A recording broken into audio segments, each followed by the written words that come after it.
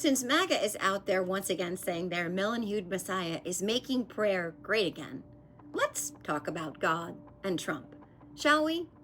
When Donald was a 5-year-old boy, he was caught throwing rocks at a baby in a crib in the neighboring yard.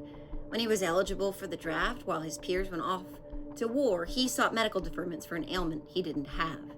He left his first wife, who said he raped her, for a second wife, who he cheated on with his third wife, who he cheated on with a porn star and a playmate, who he then paid to keep quiet before he lied about the money he paid them.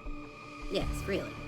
He bragged about grabbing women by the pussy when he wasn't making fun of their looks, their weight, their menstrual cycles, or just calling them dogs. He cheated people out of their money, stole from charities, mocked a disabled reporter, joked about Paul Pelosi being attacked by a man with a hammer, opined about having sex with his daughter, insulted people who stutter, said he didn't want war-wounded amputees in his sight, golfed and tweeted while Americans died from COVID, incited horrific violence in order to install himself in an office he was voted out of, and then pardoned every single person who perpetrated the violence he himself incited.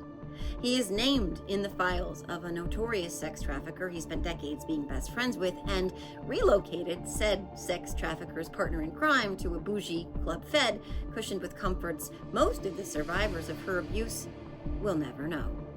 Yes, really. He's a sociopathic, narcissistic, pathologically lying serial sexual predator and a bigoted, hateful, vitriolic criminal con man who refers to innocent immigrants as vermin while praising murderous despots at the same time. He can't cite a single passage from the Bible when asked, but will still sell them for profit. He doesn't attend church, but worships instead every Sunday at Our Lady of the Perpetual Mulligan.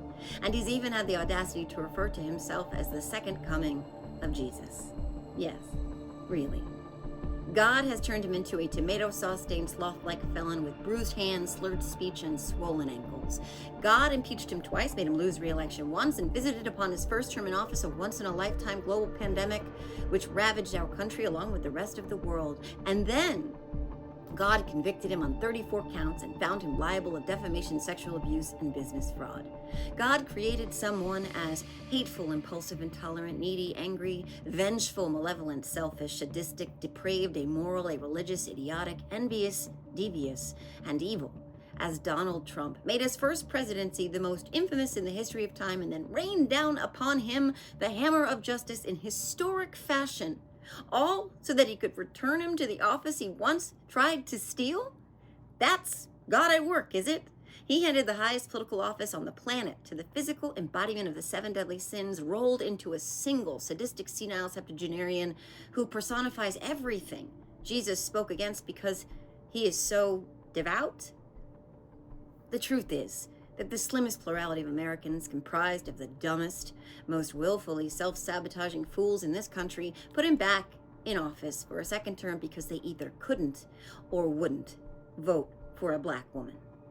But that victory is what the cult will point to as the proof their spiteful, psychopathic savior was sent by God. Really? That he was chosen by God himself. Well, that's straight up bullshit.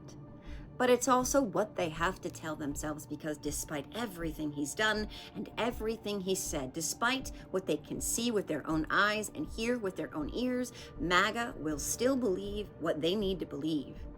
Because the truth is, this was never about God. These people don't worship God. They worship Trump.